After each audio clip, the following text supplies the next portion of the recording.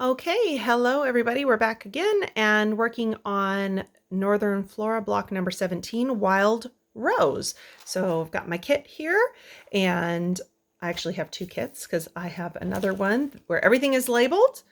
I've got my cathedral window appliques cut and ready to go. I'm gonna get that kit out of the way. All of my appliques have been labeled as well. Got my handy dandy little thread scissors, and I got my 10.5-inch background square ready. I got my copy of my page. You might notice that mine doesn't have the instructions down here. It's because I printed this last year from my original copy, and it's not the actual page from the book, but it's the same layout, same lettering and everything. So anyhow, so I'm going to move my book off to the side. Sorry, I keep bumping my camera.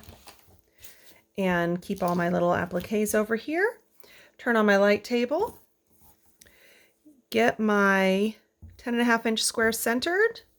And we're going to go ahead and get started. Okay, so step one. I'm just going to move this over here so you can kind of maybe sort of see my instructions. Okay, so step one, stems 1 and 2.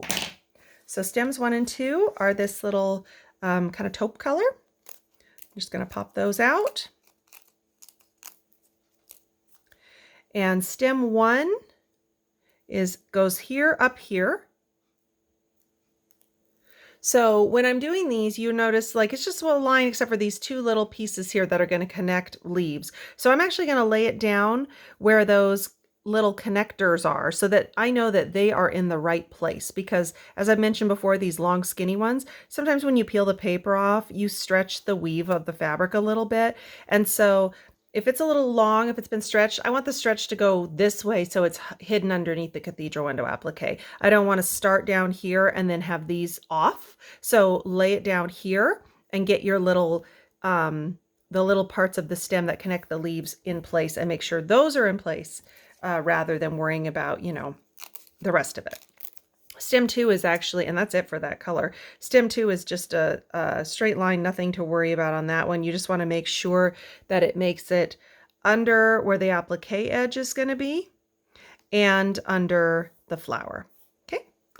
Next, step B, all cathedral window pieces. So I'm going to go ahead and put those down.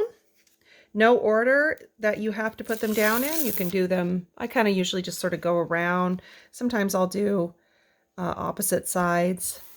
The main thing is just that they all get put down.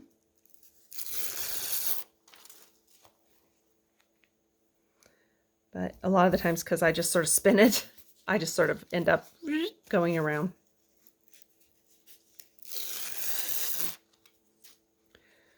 All right.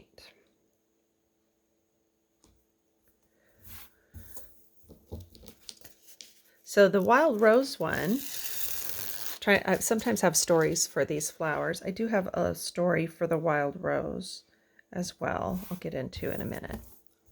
Let me get this centered again. When I do that, I usually end up knocking it off kilter a little bit, so I just get it back in place. Okay, so flowers 1 and 2. And when we do the flowers, we want to do them in alphabetical order. So all ones for all the way through all the ones and then all the twos. So 1, we want to start with 1A.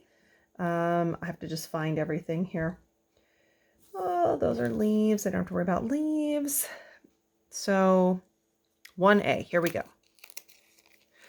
So I'll start my story. And flower 1 is actually this little bud. So here's my story. 1B. Maybe I should wait until I finish this one. Here we go. 1B.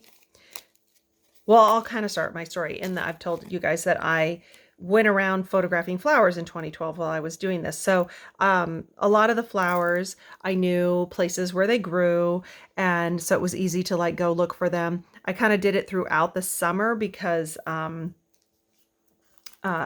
don't all bloom at the same time. And so like I would go around and take a bunch of pictures. It happened that it was like a really good time in the summer to actually start taking pictures because a lot of them were blooming, but over the course of a few weeks, I was able to get them all that I wanted. Okay, so I did one and moving on to two. So two is this other bud over here. So 2A is actually this green bud. So the wild rose was blooming really beautiful at the time. And I took pictures of different places, but I went over to my mom's house because I knew she has a wild rose bush that grows in the backyard. And it's a very pretty rose bush. The problem I have with it is that it grows in the middle of my mom's raspberries. And my mom's raspberry plants grow the most beautiful, huge, delicious raspberries, and she doesn't really do much with them. She'll pick some, and for the last quite a few years now, I've been into doing jam. So she'll pick them now and give them to me and be like, here, make some jam. But in the past, for a long time, she wasn't really doing anything with them. So she just was like, well, I really love the rose bush. And so she's kind of let it take over her raspberries. So I went over and I was planning to get pictures of raspberries. I did have to wait till a little later in the season to get pictures of the raspberries. So the raspberry block on here is from my mom's house. But the rose bush, I took some pictures of at her house. Took some from the other, and I can't remember which flowers I ended up using in my design. But anyhow, I think at least one of them came from her rose raspberry patch. And nowadays, now she's like, now with my house, why don't you just, I'm gonna skip to step D here and do leaves A through G. So now she's like, well, why don't you just come take some of the shoots from these raspberries and then grow them at your house so that she can just let her rose bush take over and choke the raspberries out. And I'm like, but your raspberries are so good. Why are you letting this rose bush kill them all? But anyways, so at her house, she has a very beautiful wild rose bush. And actually at my house now, I have an area I have like a circle driveway on one side of my house, and then I have another driveway on the other side of my house. So I have a lot of driveways. And on the new entrance to the house, the driveway on that side, I actually have an area that has huge rose bushes, but they've been kind of growing inside the spruce trees.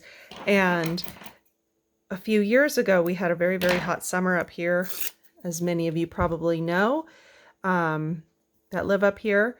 So leaf D has two parts, just making sure you know that, D1 and D2. So D2 is the last of this light green. Anyways, so we have these things called spruce bark beetles, and our trees in Kenai have been pretty good for some places on the peninsula, the beetles have just really ravaged the spruce trees, but our area for a long time has we've had healthy trees. Well, 2019 we had an extremely, I don't know that I've ever said that we could have had a drought up here, but 2019 I think was the closest we ever had to a drought. We literally got like no rain from mid-June until like mid-September. It was the hottest summer I've ever experienced in my life up here. And we just had sunny, beautiful weather every day. It was very weird. Hasn't happened since, but unfortunately all of our trees were just starving because they weren't getting water. That's it for these leaves. And the spruce bark beetles were able to just take them down, and pretty much any tree that I think is over 25, 30 years old in our area died. And so you really started to see it the next year. And then now, there's just huge sections of dead spruce trees. And so the area where the rose bushes are at my house, and I'm going to do the flowers 3 and 4, and that's it for this one. My husband has been cutting down trees in that area because they're really tall. We have we've actually cut down probably 60 to 70 trees from our house. And so I'm doing over here flower 3.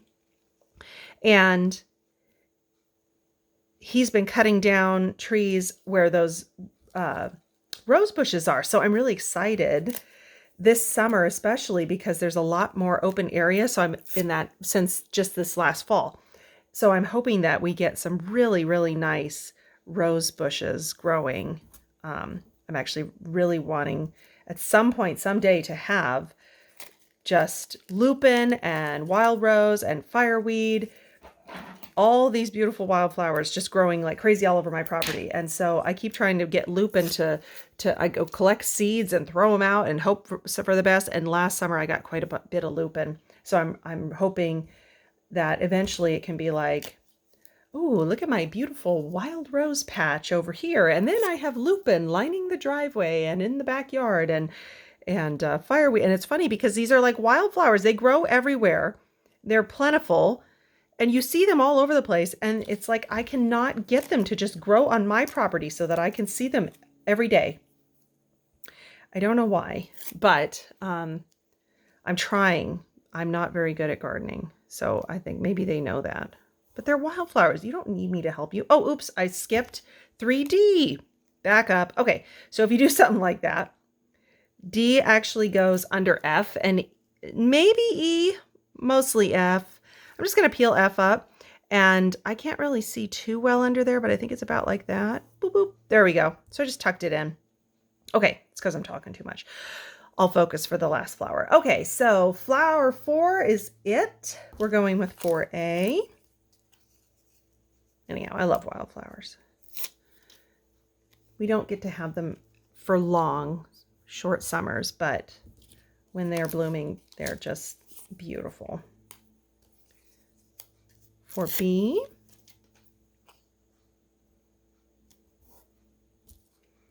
4C.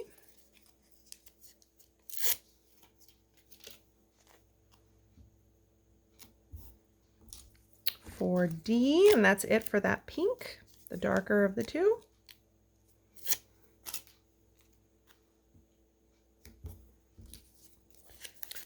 4E.